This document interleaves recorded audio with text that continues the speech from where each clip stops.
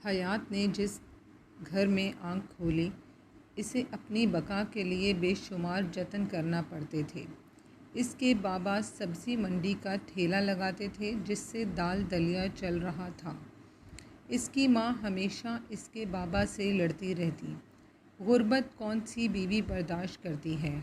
हयात की माँ पढ़ी लिखी नहीं थी और अमारत से बहुत जल्द मरूब हो जाया करती। वो दूर पार के अपने एक अमीर रिश्तेदार से राब्ते में थी और चाहती थी कि हयात इसके रेडीमेड गारमेंट्स की फैक्ट्री में काम करे, ताकि इनकी गुज़र बसर आसानी से हो सके। अमीर अली एक आध बार इनके घर आया भी था और हयात की माँ को कुछ रकम भी देकर गया था। हयात ने सरकारी स्कूल से 10 जमातें पढ़ी हुई थीं और मेहनत मजदूरी के अलावा इसके पास और कोई रास्ता भी नहीं था जिससे वो अपने छोटे बहन भाइयों के छोटे छोटे ख्वाब पूरे कर पाती। गुर्बत की आंखों में जन्म लेने वाले ख्वाब बहुत जल्द बिखर जाते हैं। कुछ गरीब तो ऐसे भी होते हैं जो ख्वाब देखना तो दूर की बात, अपनी आंखें बंद करने से भी डरते हैं। गुर्बत का सहारा ख्वाब ही तो होते हैं, वो भी अक्सर आँखों समेत नोच लिए जाते हैं। हयात की ख़ास बात इसकी पुरकशिश आँखें थीं, जिसमें इसने ख्वाब अगर सजाए थे तो वो उसके बहन भाइयों की खुशियों के थे। यही ख्वाब इसे अमीर अली की फैक्ट्री में ले गए। हयात की माँ बहुत खुश थी। इंसान कितना जल्दबाज है, खुश भी बहुत जल्दी हो जाता है और मायूस होने में भी देर नहीं लगाता। खुश तो अमीर अली भी बहुत था। इसकी कज़न इसकी फैक्ट्री में काम करने आ गई थी। हयात की खसूसी तवज्जो का मरकज़ थी। वो इसे वक्तन फ़वक्तन अपने दफ्तर में बुला लेता और बातें करने लगता। अमीर अली ने एक माहिर शिकारी की तरह अपने शिकार की कमज़ोरी का पता चला लिया था। वो इसके बहन भाइयों के लिए हमदर्दी का इजहार करता और हर माह कुछ मखसूस रकम इनके लिए तनख्वाह के अलावा हयात की हथेली पे रख देता। अमीर अली आहिस्ता आहिस्ता हयात का एतमाद जीत रहा था। एतबार इंसानों पर ही किया जाता है, लेकिन अगर इंसान ही अंदर से दरिंदा सिफ्त हो तो यह एतबार किसी वक्त भी ऐसा मोहल्लिक वार कर देता है कि अपने शिकार को ज़िंदा लाश बनाकर ही दम लेता है। अंधा एतबार कभी मत करना, ये सोए हुए नाक की तरह होता है, क्या खबर कब जाग जाए। अमीर अली मौके की तलाश में था। इसने हयात को एक दिन ऑफिस में बुलाया और कहने लगा, हयात एक बात करूं। हयात अमीर अली की दिल से इज़्ज़त करती थी। आखिर वो इसके ख़ानदान के लिए एक निजात दहिंदा साबित हुआ था। हयात बोली, जी सर, ज़रूर। अमीर अली ने पहला पत्ता फेंका। सुनो हयात, तुम मुझे अमीर कहकर मुखातिब कर सकती हो। हयात ने इसकी बात काटी, लेकिन सर मैं यहाँ। अमीर अली ने इससे अपनी बात मुकम्मल न करने दी। लेकिन कुछ नहीं हयात, तुम यहाँ मेरे साथ बैठो मेरे दफ्तर में। ये आप क्या कह रहे हैं सर? कहाँ आप और कहाँ हम? और आप ये सब मुझे क्यों कह रहे हैं? मैंने कभी ऐसा नहीं सोचा। कैसे सोच सकती हूँ मैं? मुझे हमारी औकात का पता है। मैं ऐसे ख्वाब नहीं देखती जिसकी कोई ताबीर ना हो। हयात की आंखों में नमी उतर आई। इसने अपने लिए कभी कोई ख्वाब नहीं देखा था। कैसे देखती जब वो घर लौटती और इसके छोटे बहन भाई इसके इर्द गिर्द आकर खड़े हो जाते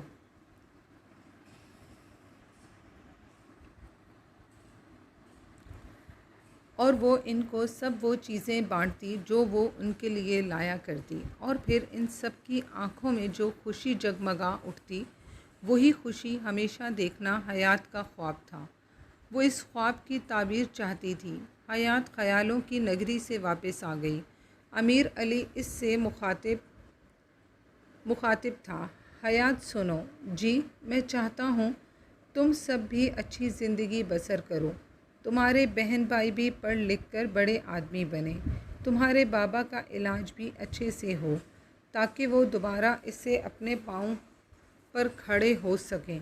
हयात के बाबा पर फालिज गिरा था और वो चलने फिरने और बोलने से कासिर थे। इनकी आमदनी का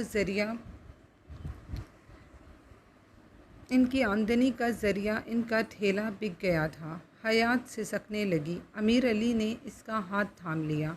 हयात को सुकून सा महसूस हुआ। वो खामोश हो गई। लम्स भी कितनी बड़ी आजमाइश है। जो जानते हैं वो इससे हमेशा दूर रहते हैं। लम्स सिर्फ अपनों के लिए होता है। हम अपनों को भी जब इससे महरूम कर देते हैं तो फिर वो इसे बाहर तलाश करते हैं, और जब हकीकत का अदराक होता है तो बहुत देर हो चुकी होती है। हकीकत भी यही है कि हयात ने हमेशा अपनों को मोहब्बत दी थी, लेकिन वो ख़ुद हमेशा प्यासी रही थी। अमीर अली पहला शख्स था जिसने इसे छुआ था, और लम्स का पहला तजर्बा एक लड़की के हवास मुअत्तल कर दिया करता है। जज्बात की मिट्टी में गूंदी हुई लड़कियां एक लम्हे के लिए ख़ुद को भूल जाती हैं। शिकारी इसी लम्हे का इंतज़ार करते हैं और फिर अपनी हवस पूरी करने के बाद किसी दूसरे शिकार की तलाश में निकल जाते हैं। अमीर अली मज़ीद इसके करीब आ गया। वो एक मखसूस परफ्यूम इस्तेमाल करता था जिसका जादू सर चढ़कर बोलता था। हयात ने अपना हाथ छुड़ाया और दूर से रख गई। इसे ये सब अच्छा नहीं लग रहा था। वो वहाँ से दूर चले जाना चाहती थी। एक अनजाना सा खौफ इसके अंदर तक उतर गया था। वो मज़ाहमत करने लगी। अमीर अली इसकी कैफियत भांप कर अपनी ऑफ़िस की कुर्सी पर जाकर बैठ गया। वो हयात के नॉर्मल होने का इंतज़ार करने लगा। हयात जज्बात के समंदर में डूबी हुई थी।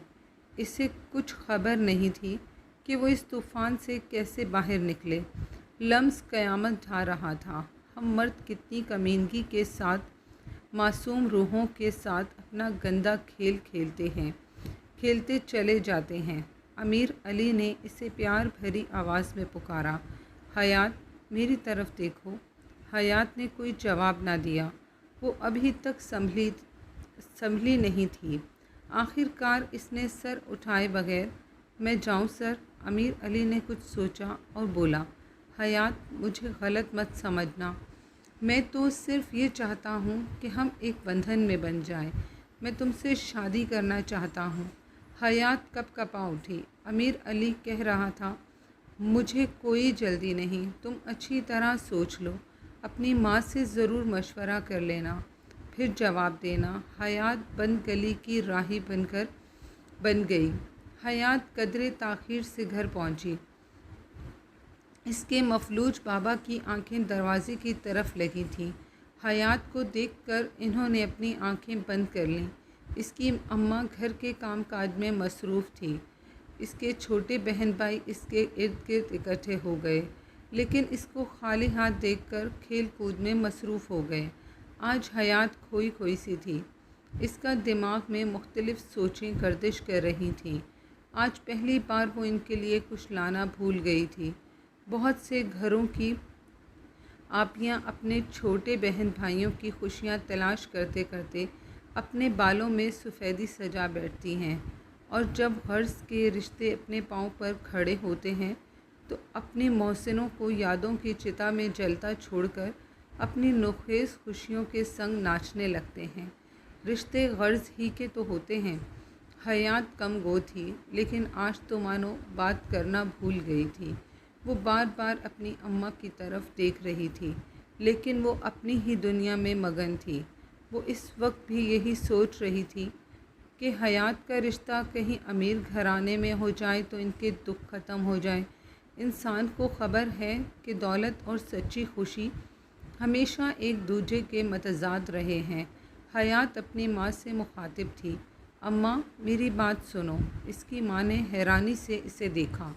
वो कह रही थी, अम्मा आज अमीर साहब ने, इसकी ज़बान इसका साथ नहीं दे रही थी। इसकी माँ इसकी तरफ सवालिया नज़रों से देख रही थी। हयात ने कुछ सोचा और गोया हुई, अम्मा वो मुझसे शादी करना चाहते हैं। पहले तो अम्मा को यकीन न आया कि हयात क्या कह रही है। जब इसने इसके अल्फाज पर गौर किया तो इसका चेहरा खुशी से खिल उठा। इसने हयात को गले लगा लिया और जल्दी से बोली, तो तुमने क्या कहा? अम्मा, इन्होंने तुमसे मशवरा करने के लिए कहा है। हयात की अम्मा को और क्या चाहिए था। कहने लगी, हयात मेरी धी, तू मेरी तरफ से कहना कि हमारे घर आके बात कर लें। इससे अच्छा रिश्ता हमें कहाँ मिलेगा। अमारत भी कभी गुर्बत की सहेली बनी है। हयात ने अपने मफलूज बाप की तरफ देखा। इसकी क़ुव्वत समात अभी ख़त्म नहीं हुई थी। इसके होंठ कपकपाए। वो कुछ कहना चाहता था लेकिन बोल नहीं सकता था। एक आंसू इसकी कपकपाती आँख से निकला और इसकी बेबसी का मातम करने लगा। हयात ने अपने छोटे बहन भाइयों को देखा और अपना सर झुका दिया। अमीर अली बड़ी बेसब्री के साथ ऑफिस में हयात का इंतज़ार कर रहा था। जो ही वो फैक्ट्री में दाखिल हुई, अमीर अली ने इसे दफ्तर में बुला लिया। आज हयात के नसीबों का फ़ैसला था, लेकिन क्या नसीब इंसान लिख सकता है? हम तो इस दुनिया में आजमाइश की भट्टी से गुजारे जाते हैं ताकि आने वाली दुनिया में अपने किए की फसल काट सकें। अक्सर इंसान इस दुनिया को मुकम्मल तस्वीर समझते हैं। अपने नफ्स के पुजारी भूल जाते हैं कि इसकी आखिरी किस्त इनकी आंखें बंद होने के फ़ौरन बाद शुरू हो जाएगी। इनकी आंखें बंद होते ही इनकी अनदेखी आंखें खोल दी जाएंगी और फिर इनका क्या धरा इनकी तरफ पलट दिया जाएगा। अमीर अली हयात को देखे जा रहा था, जो आंखें झुकाए बैठी थी। अमीर अली ने इससे पूछा, हयात, तुम अपनी अम्मा से मशवरा किया? क्या कहा इन्होंने? क्या वो राज़ी हैं? हयात ने आहिस्ता से कहा कि अम्मा आपसे ख़ुद बात करना चाहती हैं। अमीर अली इसकी अम्मा की कमज़ोरी से वाकिफ़ था। वो इस मैदान का पुराना खिलाड़ी था। इसने अपने मोहरे बहुत अयारी से सजाए थे। वो बोला, हयात, आज मुझे ज़िंदगी की सच्ची खुशी मिली है। आओ हम दोनों इसे इकट्ठे मनाते हैं। चलो कहीं बाहर खाना खाते हैं। आखिर तुम मेरी होने वाली दुल्हन हो, मेरी मोहब्बत हो। मुझे इतना तो हक़ दो कि मैं अपनी सच्ची मोहब्बत का इजहार कर सकूं। मोहब्बत का कोई रिश्ता नहीं होता, बल्कि रिश्तों में मोहब्बत होती है। जो मोहब्बत रिश्ते के बग़ैर होती है वो मोहब्बत का लाशा होती है, जिसे हम हवस कहते हैं। कितनी मासूम असमतें इस लाशे की भीड़ चढ़ा दी जाती हैं, कोई नहीं जानता। हयात अमीर अली की मीठी बातों में खो गई। आखिर वो भी एक लड़की ही तो थी।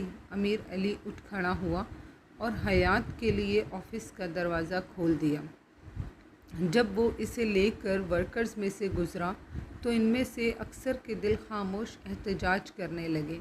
अमीर की मंजिल इसका मखसूस होटल था। इसने अपनी गाड़ी होटल के डाइनिंग हॉल के पोर्च में खड़ी की तो एक गार्ड ने आगे बढ़कर गाड़ी का दरवाज़ा खोल दिया। जहां हयात बैठी ख्वाबों में खोई हुई थी। पागल आंखों वाली लड़की नहीं जानती थी कि इसको अपने ख्वाबों की करचियाँ इन्हीं आंखों से चुनना पड़ेंगी। अमीर अली ने पुरतकल्लुफ़ खाने का एहतमाम किया था। इसका ख़ास बैरा इनकी खिदमत पर मामूर था। अमीर अली ने इसे आँखों से कुछ कहा और इसे एक सब्ज़ नोट थमा दिया। एक और पाकीज़ा रूह अनजाने में हवस की ज़ंजीरों में जकड़ी गई थी। अमीर अली ने वेटर को इशारा किया, वो चाय ले आया। इसने मखसूस कप हयात के सामने रखा, जिसमें नींद आवर दवाई मिलाई गई थी। चाय पीने के बाद अमीर अली ने हयात का जायज़ा लिया।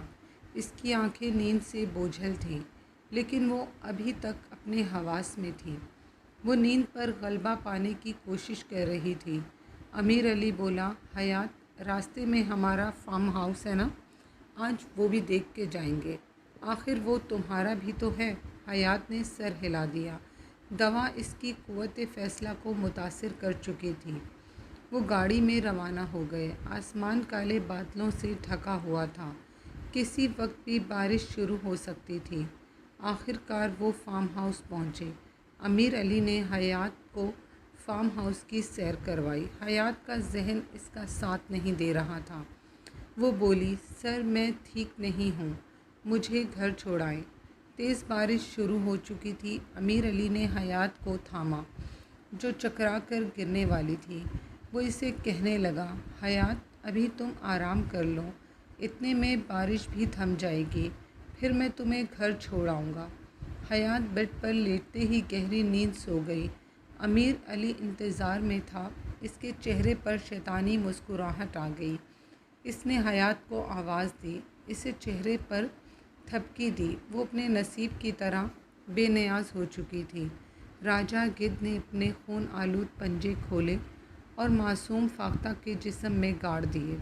आसमान रो रहा था, बरसात के दिन थे, फ़िज़ा घुटन आलूद थी। हयात की आंख खुली तो इसे लगा कि इसने कोई डरावना ख्वाब देखा है। इसका जिस्म टूट रहा था। अभी तक वो समझ नहीं पाई थी कि इसके साथ हुआ क्या है। गिद्ध ने कोई नुमायाँ ज़ख्म नहीं छोड़ा था, लेकिन हयात अब आहिस्ता आहिस्ता अपने हवास में आ रही थी।